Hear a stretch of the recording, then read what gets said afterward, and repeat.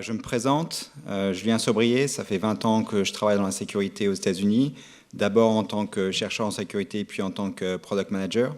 Et ça fait 5 ans que je travaille spécifiquement sur la sécurité de Kubernetes. Donc ça fait 20 ans que je suis aux États-Unis, donc je parle plus le franglais que le français, désolé pour tous les anglicismes. Et j'ai ajouté une photo pour que vous puissiez vérifier que c'est bien moi qui vous parle. Donc, quand j'ai commencé il y a 5 ans à travailler sur une solution de sécurité, l'idée c'était de vendre ça à la security team, à l'équipe sécurité, puisqu'après tout, sécurité, c'est dans leur nom. Et j'imaginais que c'était eux qui définissaient la politique globale de sécurité des applications cloud, y compris Kubernetes. Mais la grande surprise, alors je ne veux pas les dénoncer, mais c'est surtout DevOps qui parlait de leurs collègues, ils nous disent l'équipe de sécurité n'est pas du tout impliquée dans Kubernetes, ils ne savent pas ce que c'est. Et quand ils essayent de s'impliquer, ils nous donnent des requirements qui n'ont aucun sens pour Kubernetes.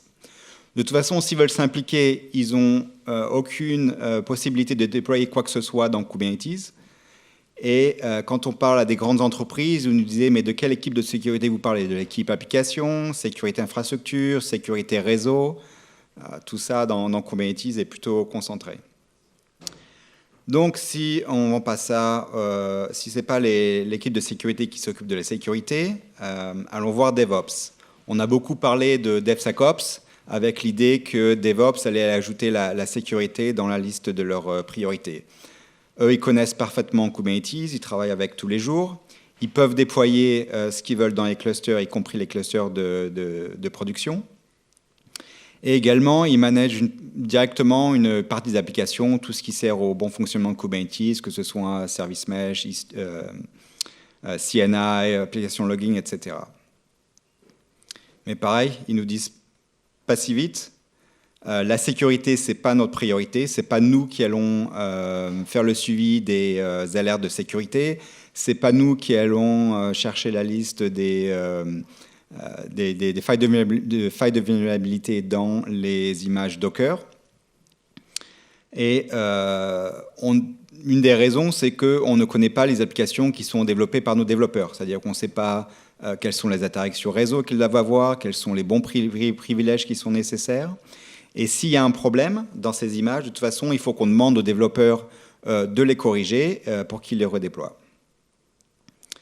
Donc, si ce n'est pas l'équipe sécurité qui s'occupe de la sécurité, ni DevOps, est-ce que ce sont les développeurs?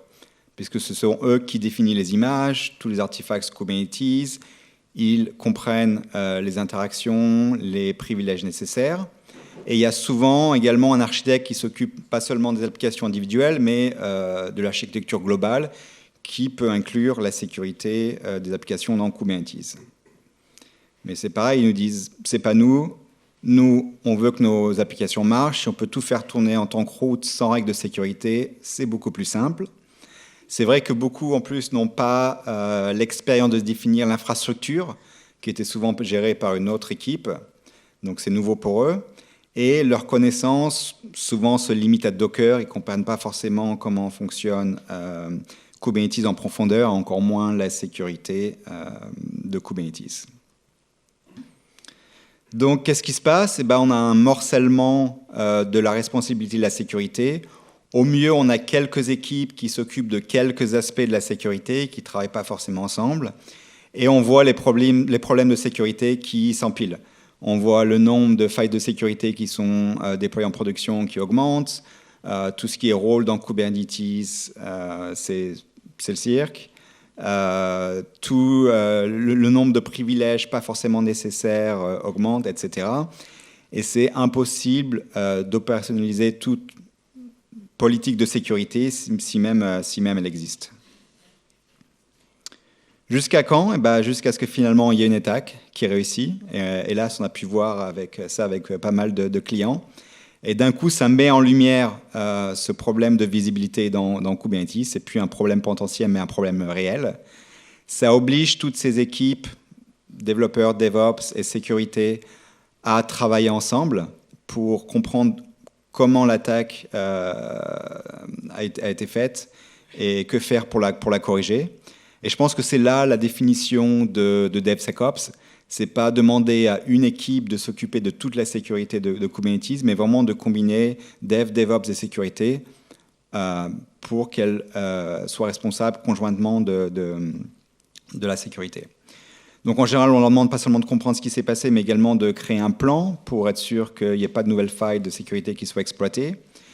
Et puis, hélas, c'est souvent aussi le déclencheur, finalement, pour les budgets dont les équipes ont demandé depuis longtemps, que ce soit en argent pour acheter des solutions de sécurité, mais également en temps pour que ces équipes puissent passer le temps nécessaire à sécuriser les déploiements.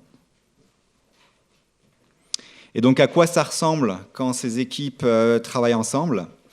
C'est vraiment prendre en compte la sécurité dans le cycle de vie de l'application, depuis le développement jusqu'au déploiement.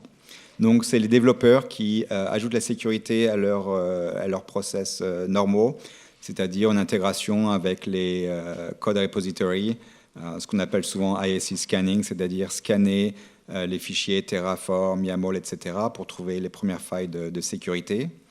Les développeurs qui travaillent avec DevOps pour avoir un pipeline de continuous integration solide où tous ces artefacts sont testés au fur et à mesure qu'ils sont créés. Jusqu'au déploiement. Et là, surtout, ne pas s'arrêter à cette partie qu'on appelle souvent shift left, c'est-à-dire code. Il y avait un blog post récemment sur le site de Kubernetes, il y a 2-3 semaines, qui disait « Comportez-vous comme si toutes vos applications sont compromises ». C'est-à-dire ne pas s'arrêter au hardening de Kubernetes, de faire en sorte que ce soit le plus sécure possible, mais de voir vraiment qu'est-ce qui se passe en production. Donc là, c'est DevOps et l'équipe de sécurité qui travaillent ensemble pour avoir la visibilité nécessaire et le suivi des alertes de sécurité pour faire en sorte qu'il n'y ait pas de failles qui soient en cours. Et évidemment, travailler avec les développeurs quand il y a des modifications à faire pour qu'ils les fassent et recommencer le pipeline avec code, déploiement, etc. C'est vraiment, je pense, la seule façon d'avoir une politique globale de sécurité qui fonctionne. J'étais d'ailleurs étonné de voir cette stat qui dit que quand les 3 équipes fonctionnent, ça marche 60% de plus. Ce que j'ai vu en pratique, c'est quand elles ne travaillent pas ensemble, ça marche 0%. Donc voilà, je ne sais pas comment ça se passe en France. C'est vrai que c'est surtout basé sur mon expérience américaine. Je ne sais pas si en France ça se passe de façon très différente. J'ai eu quelques discussions ce matin, je n'ai pas l'impression que ce soit forcément très très différent.